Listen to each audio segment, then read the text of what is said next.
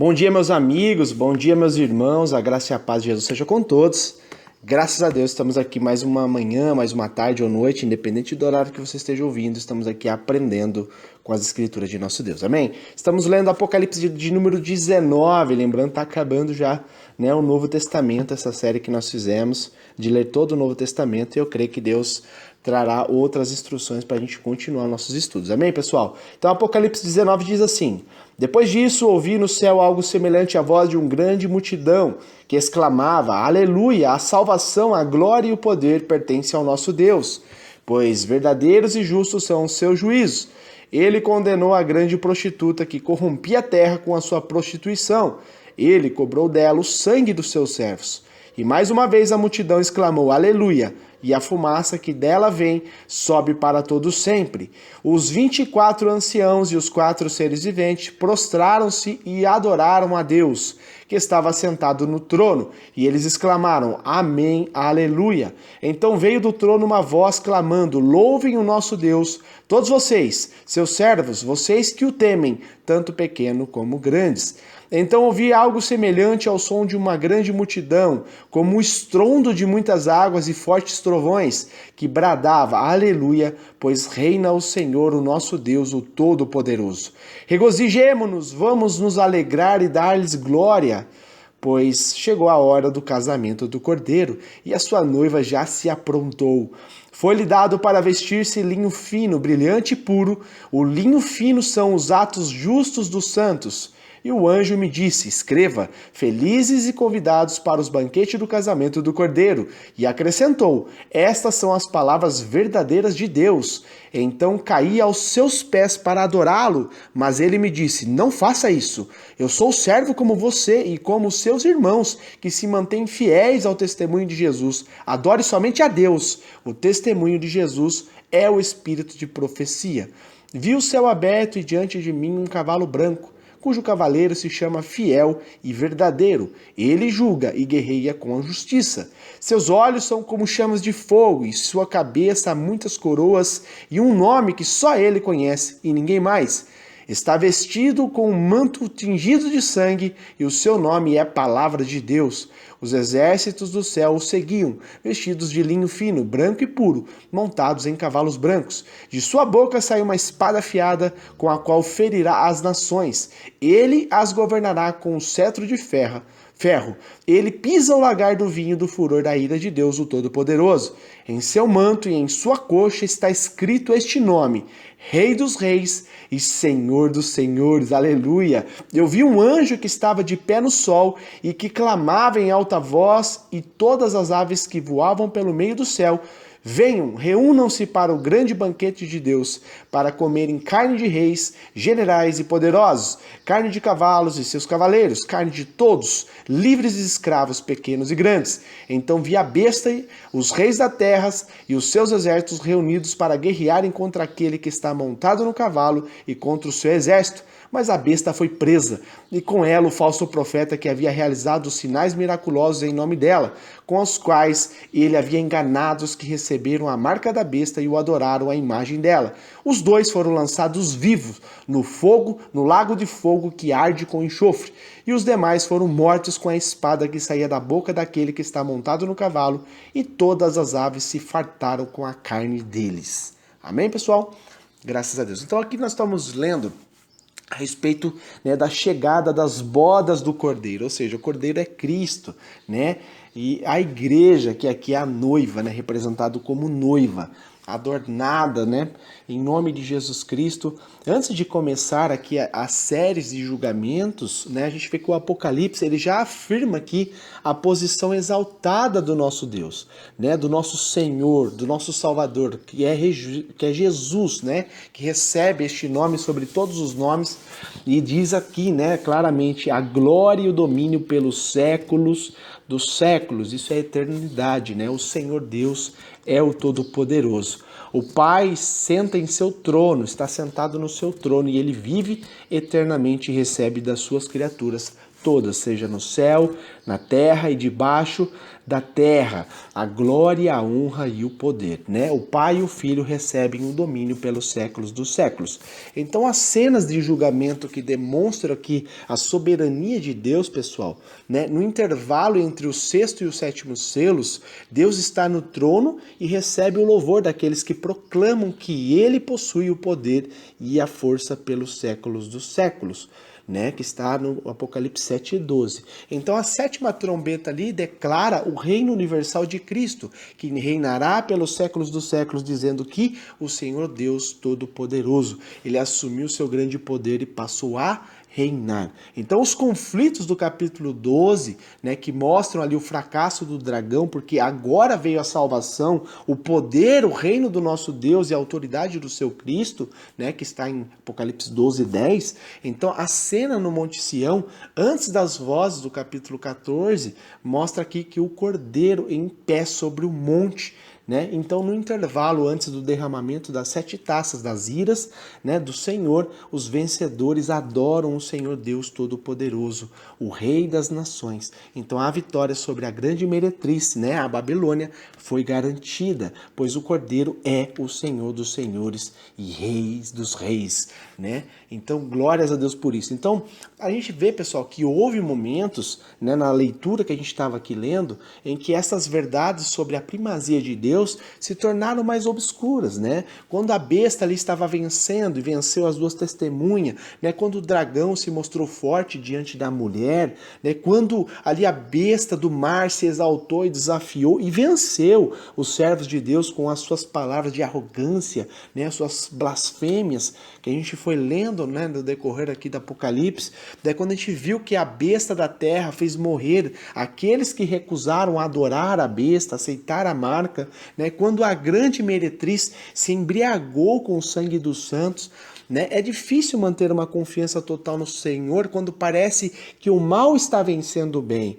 Pessoal, mas aqui nos últimos 5 capítulos do Apocalipse, né, servem para apagar qualquer dúvida que tenha sobrado em minha mente e em tua mente. Qualquer dúvida, qualquer medo que queira, sabe, alcançar o nosso coração a respeito, né, do que está acontecendo lá fora, que venha querer atingir a nossa fé, nós temos que, de fato, pessoal, né, tirar toda essa dúvida, todo esse medo. Por quê?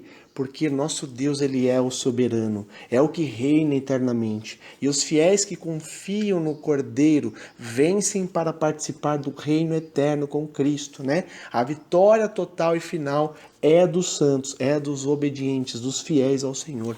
Então as bodas do Cordeiro aqui que estão representando a celebração desta grande vitória. Por isso que João está dizendo, olha, depois destas coisas, eu ouvi no céu como grande voz de numerosa multidão. 3 vezes aqui no Apocalipse nós encontramos a respeito dessa numerosa, né, ou grande multidão, essa expressão, que sempre no céu e sempre adorando a quem? A Jesus, ao Senhor, ao Deus Altíssimo. Amém? Então ele diz assim, ele exclama, aleluia, a salvação e a glória e o poder são do nosso Deus. A palavra aleluia, embora comum como expressão aqui de louvor em nossos dias, ele aparece em apenas 2 livros da Bíblia, né? Nos Salmos e aqui no Apocalipse. Ele vem do hebraico que significa louve a Deus, né? Já ou Yah, né? Em uma contração dessas siglas que eu vou estar mostrando aqui para você, né? Que significa Jeová ou Javé. É o nome do Senhor, pessoal. Então no Apocalipse, a forma grega aqui da palavra aparece apenas 4 vezes, né? Todos neste capítulo. Amém? Então a gente vê que João continua dizendo, olha, porquanto verdadeiros e justos são os seus juízos, né? A mesma mensagem, o mesmo motivo de louvor encontrados na terceira taça, né, que está lá em Apocalipse 16, do 4 ao 7, Deus, por ser santo, ele é absolutamente justo. Amém, pessoal? A justiça pertence a Deus. Então, ele diz assim, pois julgou a grande meretriz que corrompia a terra com a sua prostituição, e das mãos dela vingou o sangue dos seus servos. No julgamento da Babilônia, pessoal, Deus se mostrou justo e respondeu à petição das almas debaixo do altar, que está lá no 5º selo, que elas estavam esperando a vingança contra os seus perseguidores. Isso a gente leu lá em Apocalipse 6, a partir do verso 9. Então, mais uma vez ele diz assim, segunda vez disseram aleluia. Então a multidão multidão repete a sua palavra de adoração, dando honra a Deus. Né? Então a gente vê que a sua fumaça sobe pelos séculos dos séculos. A fumaça acompanha várias figuras do castigo divino. Né? A gente tem que dar um ênfase ali, tem que dar uma atenção em Apocalipse 9:18 e Apocalipse 14:11, onde subiu de Sodoma e Gomorra, também em Gênesis 19:28. E Deus respondeu à oração de Davi também, quando este pediu livramento das mãos de Saul. Davi descreveu a justiça divina, dizendo assim, olha, das suas narinas subiu fumaça e da sua boca fogo devorador.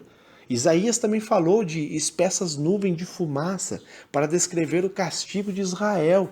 Isso se encontra lá em Isaías 9:18. Então, como consequência do julgamento divino de Edom e das nações, né, a gente vê lá em Isaías 34:10 que ele disse assim, olha, nem de dia nem de noite se apagará, subirá para sempre a sua fumaça, sobe para sempre o quê? Pelos séculos dos séculos. Né? Não literalmente, mas para mostrar a vitória total do Senhor sobre a Babilônia. Amém? E ele continua, ele diz assim, olha, os 24 anciãos e os 4 seres viventes prostraram-se e adoraram a Deus, que se acha sentado no trono.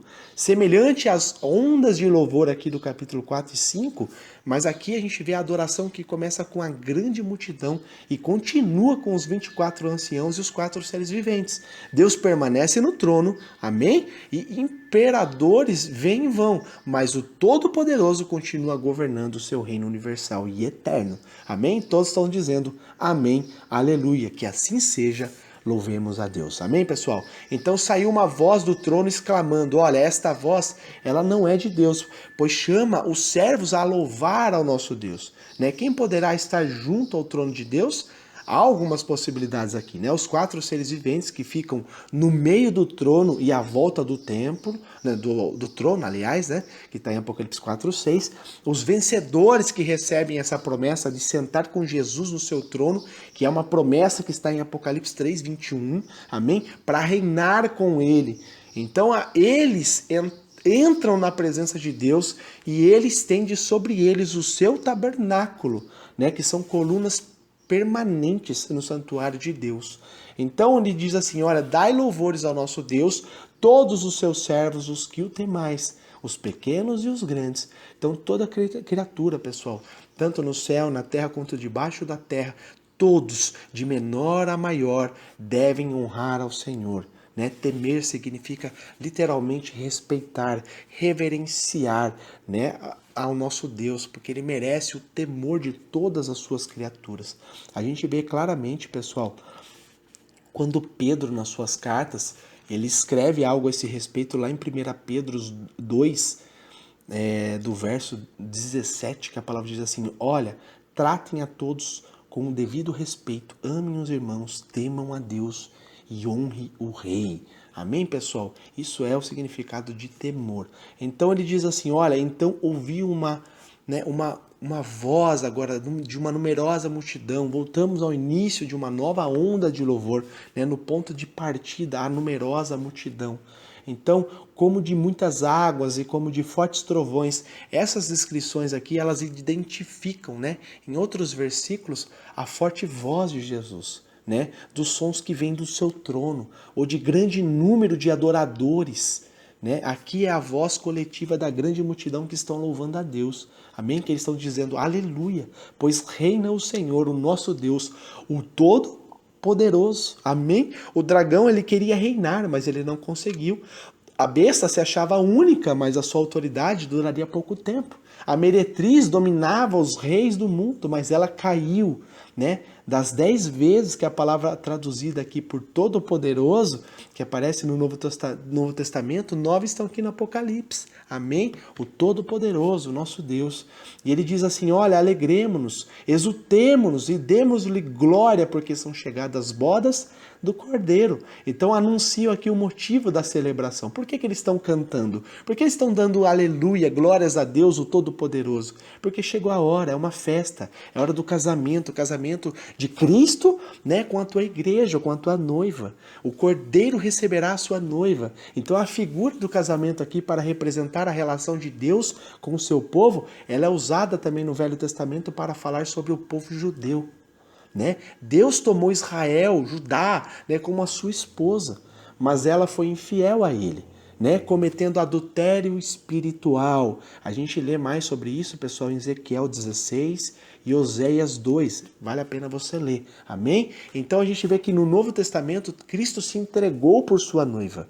E quer que ela seja o quê? Gloriosa, sem mácula, nem ruga, nem coisa semelhante, porém santa e sem defeito. Efésios 5, a partir do verso 25. Então, pessoal, aqui está, né, a fórmula para que nós sejamos a noiva de Cristo. Temos que ser uma igreja gloriosa, uma igreja que não tenha mácula, uma igreja que não tenha ruga, nem coisa semelhante. Porém, nós temos que ser uma igreja santa e sem defeito. Então, pessoal, por isso que vale muito, né, a nossa atenção para que nós possamos voltar, pessoal, a ter uma vida de santidade, uma vida de comunhão com Deus, uma vida de a gente entender que nós precisamos orar mais, buscar mais a face do Senhor, esquecer um pouquinho do materialismo, esquecer um pouquinho de tanta conquista, de tanto sucesso, de tanta fama, né, para voltar, pessoal, a essa essência de uma igreja gloriosa, que não tem mácula, que não tem ruga, que não tem soberba, né, que não tem altivez, coisa semelhante, né, porém é uma igreja santa, pura, de coração limpo, sem defeito, para que nós possamos alcançar essa vitória. Amém, pessoal? Então diz assim, ó, cuja esposa a si mesmo já se ataviou. Ela se preparou para o casamento. É o que nós estamos fazendo nos dias de hoje, pessoal. É uma igreja que está se preparando, né? Se preparando no sentido de santidade, né? Como uma noiva se prepara para se apresentar ao noivo. A ideia da noiva nas escrituras, pessoal, exige o esforço da igreja para se apresentar pura e sem mancha nenhuma. Paulo enfatizou isso dizendo lá em 2 Coríntios 11, pessoal, que ele fala assim, olha, porque eu zelo por vós, né? Eu zelo por vós com o zelo de Deus, visto que vos tenho preparado para vos apresentar como virgem pura a um só esposo que é Cristo. Amém?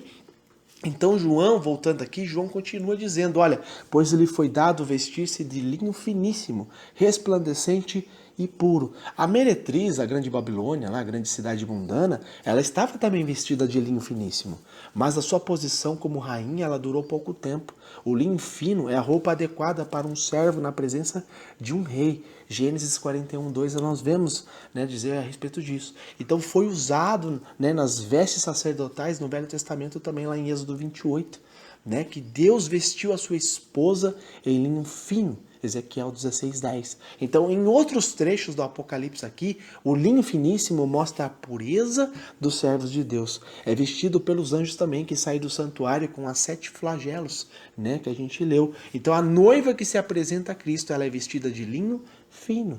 Por que o linho finíssimo, né? Porque o linho finíssimo são os atos de justiça dos santos. O significado do linho, como já nós deduzimos em toda a leitura que nós fizemos, é a pureza dos servos obedientes a Deus. Este versículo aqui não nega a importância da graça divina na nossa salvação, como vários outros versículos deste livro que está enfatizando, né, que a gente leu Apocalipse 7:14, Apocalipse 12:11 e assim por diante. Então, aqui frisa a necessidade da fé e da obediência. Amém, pessoal? Temos que ter uma fé obediente a Deus. Por quê, pessoal? Porque sem obediência a gente não consegue chegar à excelência de Deus, à excelência com Cristo, amém? Tiago 1:25, ele enfatiza isso falando assim, olha, mas o homem que observa atentamente a lei perfeita, que traz a liberdade e persevera na prática dessa lei, não esquecendo o que ouviu, mas praticando, será feliz naquilo que fizer. Ou seja, resumindo, pessoal, nós temos que ler as escrituras, né, ouvir as escrituras, os ensinamentos, e temos que praticar, porque se a gente não praticar, pessoal, nós seremos infelizes, mas praticando e não esquecendo dos mandamentos, nós seremos felizes em tudo que nós fizermos. Amém? Porque nós vamos fazer com temor, com obediência e com zelo a palavra de Deus. Glórias a Deus. Então, João continua dizendo, olha, então um anjo me falou, escreve, bem-aventurado aqueles que são chamados à ceia das bodas do Cordeiro. E acrescentou, são estas as verdadeiras palavras de Deus.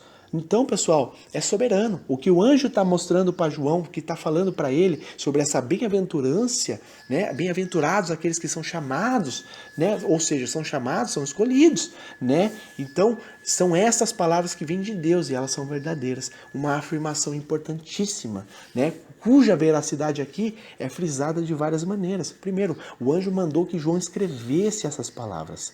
Amém? Ele enfatizou que as palavras são verdadeiras. Obviamente, tudo que Deus fala é verdade. Mas esta palavra destaca mais ainda a importância desta afirmação. Disse que são palavras de Deus. A fonte aqui é de altíssima autoridade, é da soberania. Amém? Glórias a Deus por isso. Então, pessoal, a mensagem aqui é a quarta das 7 bem-aventuranças do livro, né? Quem são essas pessoas abençoadas? São os vencedores, as pessoas que viveram de obediência, são as pessoas que viveram em santidade, os que não amaram a própria vida, mas se ofereceram totalmente ao Senhor. Então, neste contexto aqui, pessoal, a explicação primária deve ser feita aos vencedores, no contexto da perseguição romana, onde a figura do casamento de Cristo com a sua igreja, porém, estende-se aos outros fiéis também, ou seja, pertencente a nós também. A gente vê claramente Paulo dizendo isso lá em 1 Coríntios 11, 2, pessoal, que ele fala assim, deixa eu ler para vocês. E louvo-vos, irmãos, porém em tudo vos lembrais de mim, e retendes os preceitos como vos entreguei. Ou seja, tudo que eu falei para vocês, pessoal, são nada mais do que, né, a palavra de Deus, os preceitos da palavra, os fundamentos. Lembre-se, nunca se esqueçam disso. Amém? Porque eu preguei a verdade. Paulo está dizendo isso, né? E ele enfatiza também na carta de Efésios, quando ele escreveu lá em Efésios 5:27, pessoal, que ele disse assim: olha, para apresentar a si mesmo igreja gloriosa, sem mácula nem ruga, nem coisa semelhante, mas santa e irrepreensível, como nós acabamos de dizer ali em cima. Então, os mártires da época de João, pessoal, eles acham a sua vindicação na derrota da meretriz. E logo em seguida, aqui na queda das bestas e do dragão. Então, a igreja de todos os lugares e de todas as épocas realiza sua vitória em chegar à presença do Senhor, ou pela morte dos fiéis, então, ou pela segunda vinda de Jesus Cristo, que está por vir. Então, ele diz assim, olha, então eu prostrei-me ante aos seus pés para adorá-lo. Pessoal, aqui tem algo muito importante que nós temos que entender, né? Por quê? Porque João, né, ele ficou tão maravilhado com a cena das bodas, ele caiu impulsivamente ali para dar homenagem a um anjo que lhe mostrou as coisas da visão. Então, a gente tem que entender, pessoal, né, que João ali foi repreendido pelo anjo, né?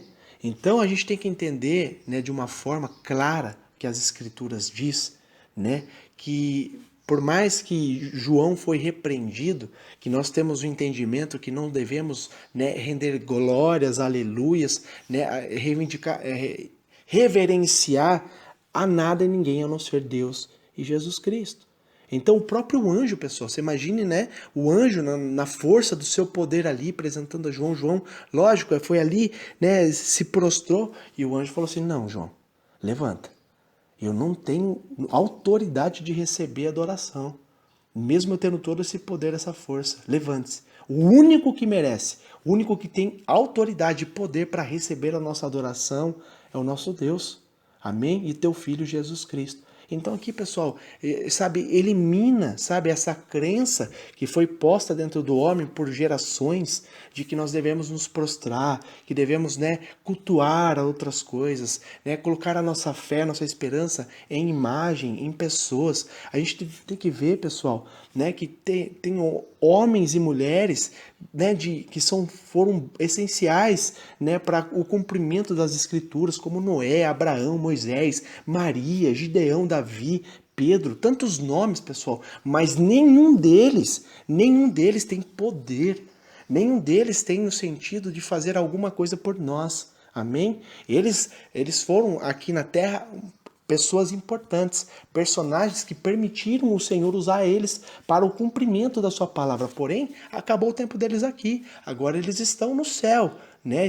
Não é nem onde Deus está, eles estão no paraíso, né? Então, pessoal, mas não tem mais comunhão conosco, não tem mais comunicação com a gente. A palavra mesmo diz isso. Então, pessoal, nós temos que entender que não devemos idolatrar, não devemos usar da nossa fé, né, para cultuar ou para clamar sobre esses nomes, pessoal. O próprio anjo está chamando a atenção de João, falando para o João: ei, João, levanta. Um anjo que tem comunicação com o homem, pessoal. O anjo chegou e falou assim: João, levanta. Você não tem que se prostrar para mim, mesmo eu sendo autoridade. Levanta-se. O único que você tem que se prostrar é o Deus Altíssimo e a Jesus, o teu filho. Amém, pessoal? Tá claro, né? Então, a gente viu isso daí. Então, para concluir aqui, pessoal, né? Ele fala assim: ele, porém, me disse: vê, não faças isso. Eu sou conservo teu e dos teus irmãos que mantêm o testemunho de Jesus. Adore somente a Deus. Então, independente do motivo, da explicação que a gente está tendo aqui, né, e sobre as ações de João também, a resposta do anjo reforça um fato muito importante. A adoração, pessoal, pertence exclusivamente a Deus. Quando você entender que a adoração é exclusiva de Deus e tudo que é além disso desagrada a Deus, você vai parar de adorar outras coisas, né? Então, por que eu estou falando isso? Porque a palavra ensina isso. Né? Você quer que eu possa mostrar para você? Então leia tipo Mateus 4:10, Atos 10:25, Atos 14:11, tudo isso diz, né, a respeito dessas coisas. O problema fundamental aqui no Apocalipse é a tentação de adorar falsos deuses, né? Especificamente a besta, historicamente, ali os romanos. Então o anjo se viu como conservo. Ele também é uma criatura, né? Mais próximo em natureza do homem do que do Criador. Então, o único que recebe a adoração e louvor, pessoal, é o Criador, não as criaturas. Tudo é criatura. Anjo é criatura, Maria é criatura, Fábio é criatura, Paulo é criatura, né? Tudo é criatura. José é criatura. Tudo é criatura. E criatura não recebe louvor, pessoal. O único que recebe adoração, que recebe, é o Criador. Amém? Então, o Criador é o Pai, o Filho e o Espírito Santo. Porque a palavra de Deus é clara, né? O Espírito do Senhor pairava sobre as águas, isso é na criação do mundo, né? E o Verbo se fez carne, o Verbo criou todas as coisas, né? O Verbo se fez carne é Jesus Cristo, que veio ao mundo para nos salvar. Então, pessoal, quando a gente entender de fato sobre a soberania de Deus, a nossa adoração é exclusiva. Amém? Tá precisando de ajuda? Clama ao Senhor, clama a Deus, clama a Jesus Cristo. Está precisando de uma cura? Clama a Jesus Cristo. Está precisando de uma porta de emprego? Clama a Jesus Cristo. Não vai clamar por outra coisa que nem pode te ouvir, pessoal. São criaturas, amém? Não tem poder. Deus não fez ninguém poderoso, a não ser Ele, a não ser seu Filho. Amém, pessoal? Então isso é para a gente entender e fechar aqui, né? Jesus é a essência da profecia, pois ele olha para o Senhor dos senhores e Rei dos reis. A importância não deve ser dada ao anjo ou qualquer outro mensageiro. Jesus é o personagem principal da revelação do mistério de Deus. De Gênesis a Apocalipse, né? A palavra todinha está em Jesus Cristo. Amém? E não há anjos, não há outra coisa. Então somente Jesus merece adoração. Amém? A aceitação de adoração por parte de Jesus e a ordem do Pai, né? Que ele fosse adorado. Hebreus 1:6, a palavra é clara. Olha o que ele diz. Abre a tua Bíblia aí, Hebreus 1:6. E outra vez, quando introduz no mundo o primogênito, diz: e todos os anjos de Deus o adorem. Pessoal, a adoração é pertencente a Jesus, amém? Glórias a Deus, são algumas das provas aqui da divindade dele, né? As palavras verdadeiras, as profecias que vêm de Deus, que nos levam, né, eu e você, a honrar e adorar somente a Jesus. A adoração de qualquer criatura, mesmo de um anjo, pessoal, é errado, né? É uma forma de idolatria. Então veremos, né, todo o estudo da palavra de Deus, se você lê sempre a palavra de Deus, Deus sempre está trazendo a pessoa para adorar a Ele, não a outras coisas. Então, concluindo aqui, uma mulher caiu e a outra foi conduzida à grande celebração do casamento com o Cordeiro de Deus. Amém? Babilônia, esse sistema do mundo, caiu, perdeu, né? E a igreja que se manteve limpa, né, que se manteve aqui adornada, se manteve em santidade, essa foi para o casamento com o Cordeiro de Deus. Amém? Todo o seu esforço em se manter pura valeu a pena, porque agora ela recebe a recompensa da bênção da comunhão e da proteção do Deus Pai. Amém, pessoal? Então esse é o ensinamento, vale a pena. Vamos manter a santidade, vamos manter a nossa fé em Deus, vamos manter a nossa adoração, que é a aleluia, que é a exaltação, que é a glória, que é o poder e majestade ao nosso Senhor Jesus. Nada mais. Amém? Para que nós possamos adorar em santidade ao nosso Deus, para que sejamos vitoriosos. Essa é a palavra de hoje, que Deus te abençoe.